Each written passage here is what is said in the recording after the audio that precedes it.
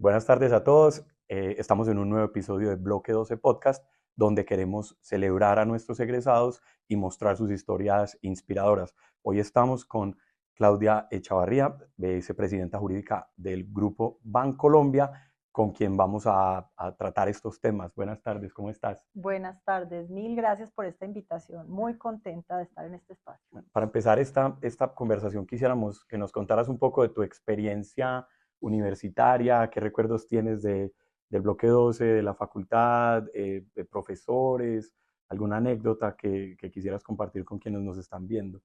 Bueno, para mí la experiencia en la universidad fue absolutamente espectacular. Yo estuve en un colegio de niñas o de mujeres, niñas, y había mucha uniformidad. Entonces había muchas personas parecidas a uno que pensaban como uno y que además íbamos de uniforme. Entonces era literalmente la uniformidad. Y entré a la universidad y fue un mundo absolutamente espectacular y nuevo para mí, donde tenía una diversidad absoluta de compañeros, de profesores, el ambiente, la universidad, el campus, donde tú verdaderamente empiezas a experimentar el mundo. Y encontrar a tanta gente con intereses similares a los tuyos, donde tú tienes grupos para desarrollar distintos intereses, fue algo que me pareció absolutamente espectacular. Adicionalmente, en esa época el bloque 2 era un colegio, entonces yo no hice un colegio y una universidad, sino que hice un colegio y otro colegio. Nosotros teníamos materias anuales y nosotros rotábamos, o sea, los profesores eran los que rotaban, nosotros no rotábamos, y eran salón A y salón B, y desde primero a quinto tuvimos los mismos compañeros porque además nos buscábamos todo el año. Entonces, pues los profesores tenían que salir a la cafetería cuando no entrábamos a clase a llamarnos, y cuando uno faltaba a clase, el profesor sabía cuál era el puesto de uno desde el primer día del año y preguntaba a uno dónde estaba sentado. De hecho, pues mi esposo hoy en día era novio desde el primer año y compañeros del primer año de universidad, los exámenes de familia, de sucesión, de todos, eran Maximiliano y Claudia se casaron, tuvieron 2 hijos, se divorciaron, no sé qué, todos los exámenes eran así, pero no solo con nosotros, o sea, con todas las parejas de la universidad. Entonces fue de verdad un espacio increíble para forjar esas relaciones con personas con unos intereses muy parecidos a los de uno, pero con mucha diversidad y mucha riqueza.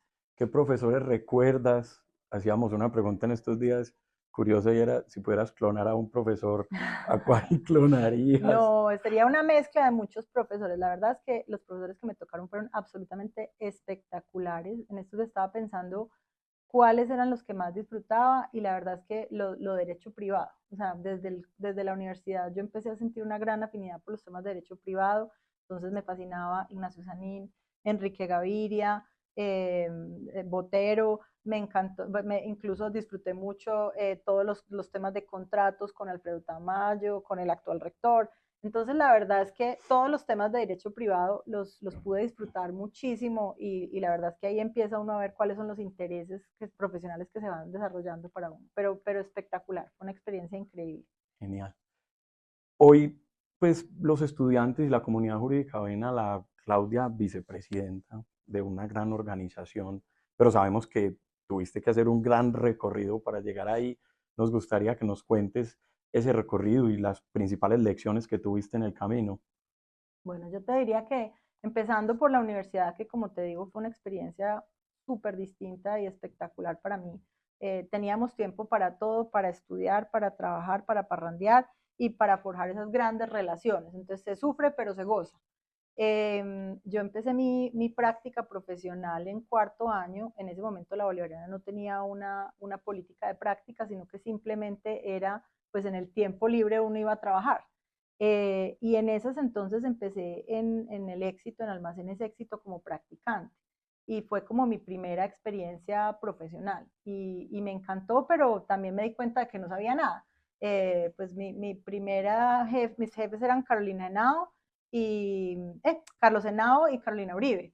Entonces me ponían a hacer un contrato y yo nunca había visto un contrato. Entonces, pues yo me sabía la teoría de los contratos, pero redactar un Claro. contrato de cero era una cosa absurda. Yo no conocía los códigos esos de Legis de hojas intercambiables, entonces yo no sabía buscar en eso, y yo me iba a preguntar cómo hacía esto, cómo hacía lo otro, y la respuesta era, pues, solucionenlo. Entonces la verdad es que esa experiencia de trabajar también me enriqueció muchísimo y estuve 2 años en el Éxito mientras terminaba mi carrera. Después quise hacer un sabático, irme a estudiar en el exterior y volví y estaba buscando trabajo en el mundo empresarial. Era una época difícil en el 2000, al principio del 2004, no había como muchas opciones tampoco de empleo en ese momento en Medellín.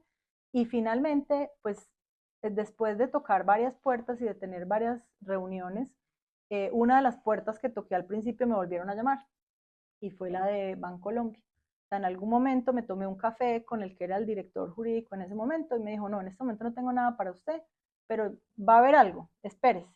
Y esa es una de las primeras enseñanzas que yo he tenido en la vida y es lo que es para uno va a llegar. Entonces uno tiene que confiar en hacer su mejor esfuerzo, pero Una, confiar en el proceso. una pregunta cortica. Sí. ¿Ahí ya había pasado la fusión Bancolombia con No, AVI no, no, o no, no. apenas te No, iba a tocar no había, esa... exactamente, no había, ahí no había ni empezado. Entonces yo llegué en ese momento al banco a trabajar en Bancolombia. Me tocó cuando estaba en el Éxito la fusión de Éxito y Cadenalco. De hecho, me entrevistaron en Cadenalco y terminé trabajando en el Éxito.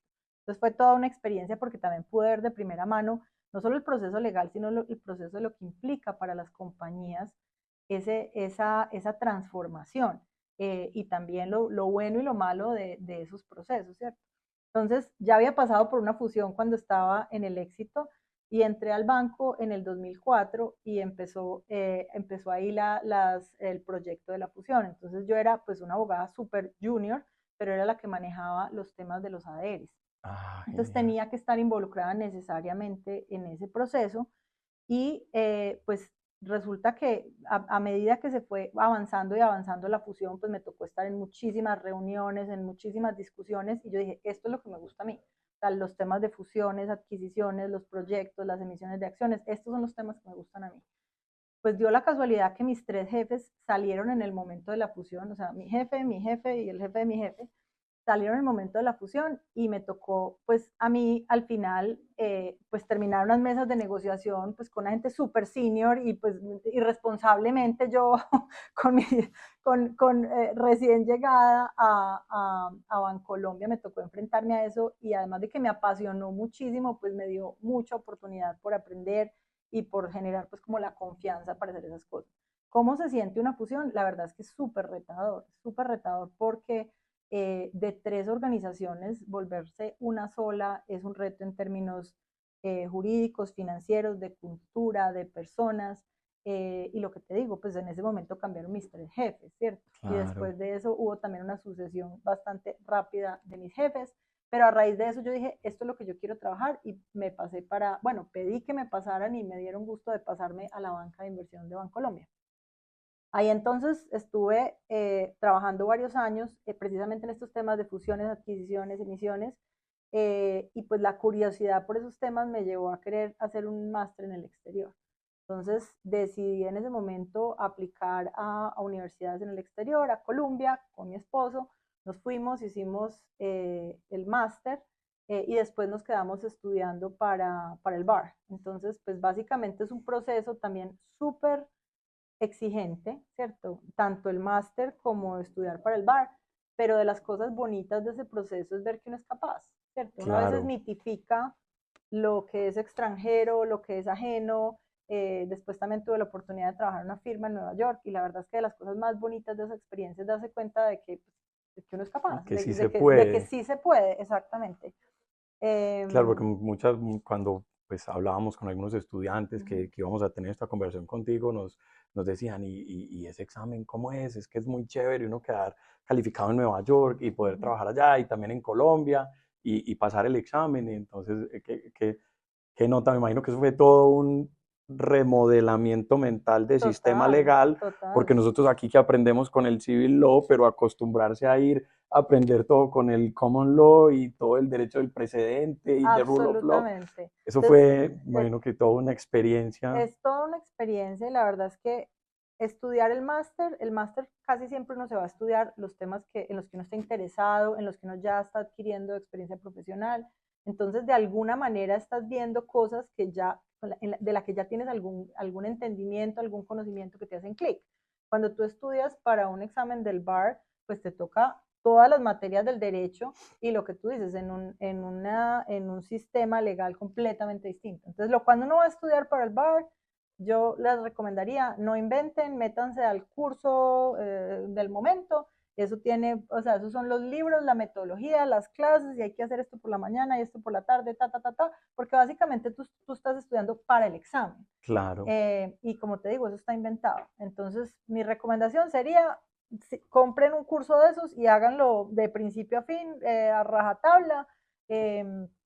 Que al final del día uno se termina disfrutando mucho de eso también, porque lo está haciendo con los amigos, con los compañeros, o sea, hay que hacer el LLM para hacer el bar, entonces Sí. estábamos con todos los compañeros en las mismas y pues estábamos todo el día estudiando, pero pasábamos buenísimo también. Y ya de ahí, entonces, de esa experiencia en Estados Unidos, hiciste esa práctica, pues, o tuviste la oportunidad de Exacto, trabajar en Nueva York exacto. y eran lo mismo en temas financieros. Eran lo mismo, pero yo había trabajado en Colombia solamente en compañías. Había trabajado Ok. en el Éxito, en Bancolombia, y cuando estuve trabajando en Nueva York, estuve trabajando en una firma de abogados. Entonces también cuando tú pides un concepto de una firma de abogados de Nueva York, tú te imaginas que hay unos sabios allá haciendo pues, los Sí, conceptos. Y sí. cuando yo estaba haciendo conceptos para empresas en Chile y en México, yo decía que supieran, que supieran que soy yo la que estoy haciendo el concepto. Entonces, de Claro. alguna manera, vuelvo y te digo, de las cosas bonitas que tú encuentras ahí es la desmitificación, ¿cierto? De que se tiene que ser distinto para llegar ahí o para hacer esos roles. Yo creo que es más un tema de por dónde quieres enfocar tu carrera y hacia dónde quieres dirigirte, ¿cierto?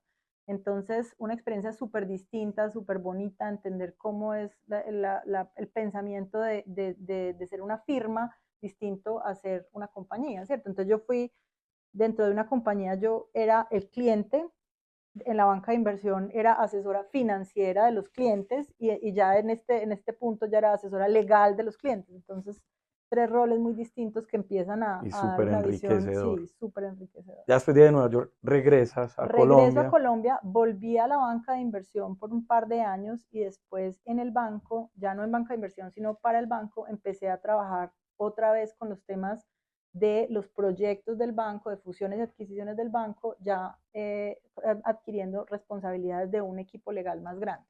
Entonces, así estuve en el banco con responsabilidad sobre esos equipos, sobre esos negocios, muy enfocada en los temas internacionales hasta el año 2014.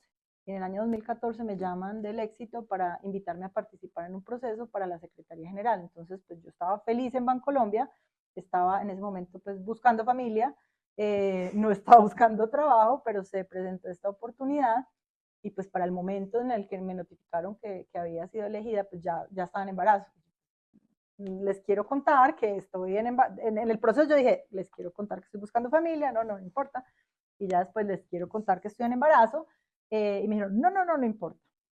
El caso es que fue un reto absoluto enfrentarme a un cambio radical en mi O sea, carrera. tuviste la maternidad, Se, la gestación durante todo, el proceso de durante acoplamiento al nuevo cargo. absolutamente, al nuevo Súper cargo. retador. Y te digo, de las cosas más retadoras de mi vida ha sido pasar de ser la persona más experta en mis temas, porque yo venía por una carrera que era construyendo sobre mi expertise, a pasar a un punto de ignorancia absoluta, porque un secretario general de una compañía de retail, o sea, yo no sabía nada de esos temas.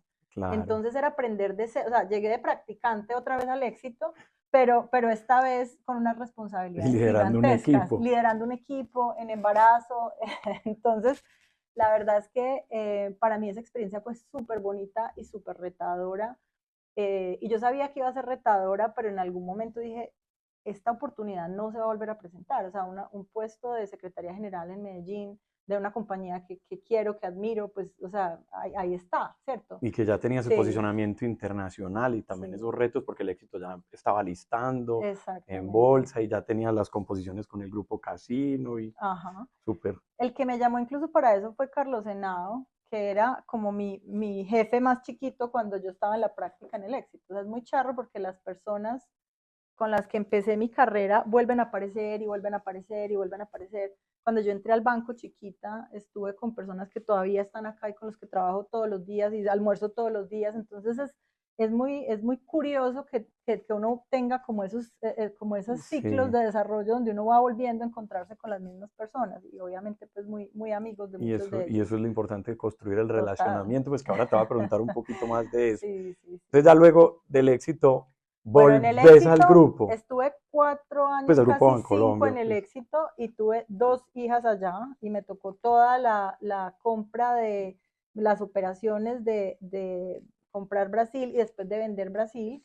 Entonces eso fue pues todos unos retos profesionales súper interesantes. Eh, y después de eso, pues yo tampoco estaba buscando trabajo ni pensando volver al banco, pero me llamaron del banco y me ofrecieron ya la vicepresidencia jurídica del banco. Entonces, pues acepté, estoy acá desde diciembre del 2019. Volví justo para preparar, cuando volví empecé a trabajar con los equipos en temas de inducción y todo el mundo me cancelaba las reuniones porque pues era diciembre, entonces no había gente, no había quórum, nada. Después estábamos en modo asamblea e inmediatamente terminó la asamblea, fue la pandemia. Ay, Entonces yo Dios. llegué a este puesto y me tocó inmediatamente pandemia. Entonces fue un año virtual, también muy retador, pero fue muy bonito también la experiencia de volver al banco porque me volví a encontrar con muchas de las personas que eran grandes amigos y con los que había trabajado pues buena parte de mi vida y de mi carrera. Pasando a preguntas ya más del saber hacer y que nos generan curiosidad. ¿Cómo es preparar una asamblea para 39.000 accionistas? ¿Cómo Bueno, enfrentarse a ese reto? Y ahí, pues, ¿cuáles han sido esas herramientas que tú has ido como adquiriendo en el camino? Que seguramente el conocimiento jurídico técnico es pues un sí o sí, un must, pues en inglés, pero me imagino que hay otras. sí, yo te diría, sobre todo es tener un gran trabajo en equipo. Se necesita un equipo a nivel de organización muy grande, o sea, el equipo de comunicaciones, el equipo de relación con inversionistas, el equipo financiero, obviamente pues el CEO, pues que es el maestro de ceremonias. Eh, es todo un trabajo en equipo que requiere muchísima preparación, porque este es un espacio para los accionistas que, que, que desde la ley pues es un espacio para que se invite a que cualquier cosa puede pasar. Y efectivamente pues muchas cosas pasan en ese espacio. Entonces yo te diría que se trata de gran preparación y gran trabajo en equipo y también estar abiertos y dispuestos a que pues la asamblea es el espacio para que pasen cosas. O sea, muchas veces creemos que la mejor asamblea es una obra de teatro donde todo fluye directo y se acaba, pero también hay que entender que pues, la asamblea es el espacio para que se den discusión y para que pasen cosas. Entonces, estar con la mentalidad de entender que eso puede ser así y que eso va a ser así probablemente, pues también te ayuda a nivelar las expectativas. Hay otra pregunta y es, pues es un grupo que tiene presencia en muchos lugares en el mundo, en Latinoamérica y demás, pero en Colombia también tiene presencia en todas las ciudades. ¿Cómo se prepara uno para trabajar en esos retos multiculturales con distintas personas de distintas regiones y muchas veces con una aproximación al conocimiento jurídico también diferente? Yo te diría que ahí lo más importante es la alineación cultural y la confianza. Entonces, hay una cultura de cada ciudad, de cada región, de cada país, pero sobre todo hay una cultura en estas organizaciones tiene que haber un norte común, una cultura del Grupo Bancolombia, valores y un propósito que nos reúnen, ¿cierto? Entonces, cuando tú tienes esa visión común y estás trabajando desde la confianza y desde el respeto, verdaderamente se te hace mucho más fácil esa interacción, esas conversaciones, esas discusiones.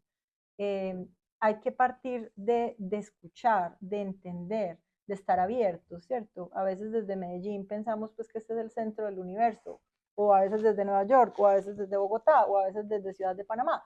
Pero lo que tú dices, o sea, estos negocios, estas operaciones nos debemos a absolutamente todas las personas que están trabajando en todas las regiones, en todos los municipios, y hay que entender eso y mirarlo desde un punto de agradecimiento y también de apertura, ¿cierto? Porque no se trata de imponer, o sea, se trata verdaderamente de todos ir hacia ese norte común y de tener unas conversaciones muy abiertas y muy francas y ser muy flexibles en lo que podemos ser flexibles. Uh -huh. Sí, eso es interesantísimo, es tener esa flexibilidad que alguien decía, es ser capaz de estirarse sin romperse. Exacto. Y a eso iba mi otra pregunta y era, pues el banco tiene un papel fundamental en el desarrollo de la economía, de las empresas, de la infraestructura, pues tiene presencia no solo para préstamos a pymes, a familias, para comprar su casa, sino también pues para desarrollar grandes obras. Me imagino que hay muchos momentos de presión en donde a Claudia la van a exprimir para que entregue unos resultados en un tiempo récord. ¿Tú cómo manejas esas situaciones? Bueno, Meditación no, trascendental. ojalá, ojalá. Bueno, lo primero es la confianza en el equipo y es que cuando uno sabe que uno tiene un equipo que va a responder a los retos y que va a estar a la altura de los retos, pues tú sabes que vas a llegar al otro lado. O sea, tú sabes que nos va a costar, pero que vamos a llegar al otro lado. Y eso es lo primero, uno tener esa confianza que lo va a lograr. Y lo segundo es priorización y renuncias.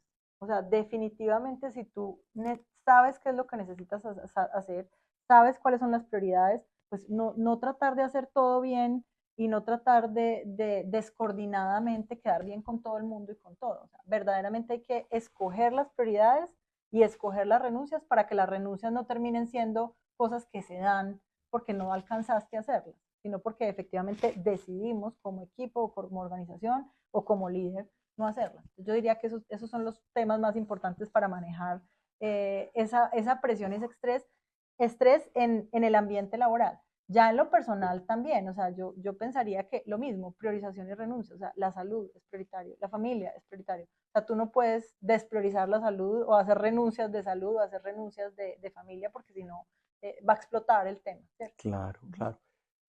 Ya vamos terminando y gracias por tu tiempo.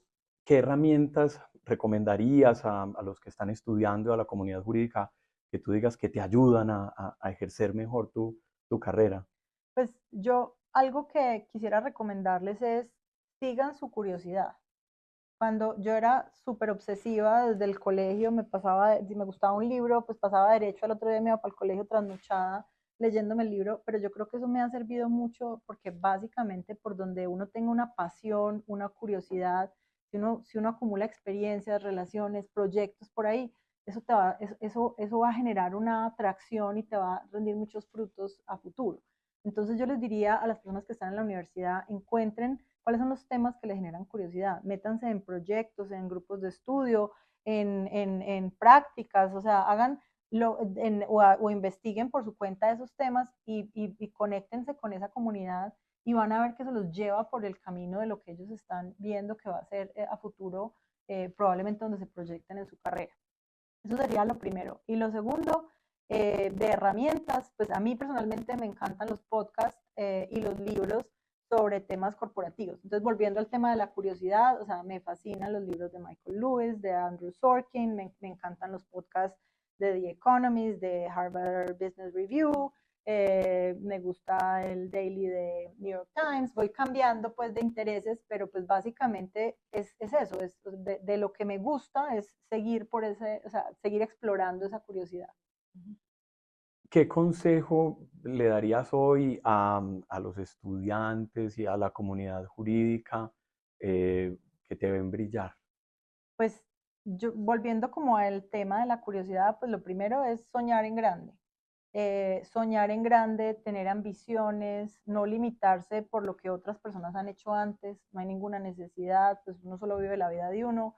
Y en ese sentido, de nuevo, uno encontrar dónde están las pasiones de uno y metérsela toda y dejarlo todo en la cancha y dejar que lo que son los sueños de uno guíen las decisiones sobre si uno va a hacer X o Y, si se la va a meter toda a esto o a esto otro. Yo diría que eso me parece muy importante para uno ir construyendo su carrera y terminar donde uno verdaderamente se proyectaba desde un principio. ¿Algún tema que nos haya faltado que quisieras Tú me tratar? preguntaste de nuevo como el tema de cómo conciliar, de cómo ser mamá. Y yo diría, es una mezcla de todos los temas que estábamos hablando. Pues primero es la primera parte de la vida, uno puede perfectamente metérsela toda a la carrera, al estudio, a viajar, a todas esas otras cosas y es mientras uno más kilometraje pueda adquirir en ese momento, pues es un capital que le sirve para después. Yo no fui una mamá muy joven y eso fue algo que me permitió avanzar muchísimo en mi carrera. Y para el momento, cuando tuve hijos, pues la recomendación es priorizar. O sea, ahí volvemos al punto donde tú tienes que escoger verdaderamente en qué te vas a gastar tu tiempo, si es en Netflix, si es en...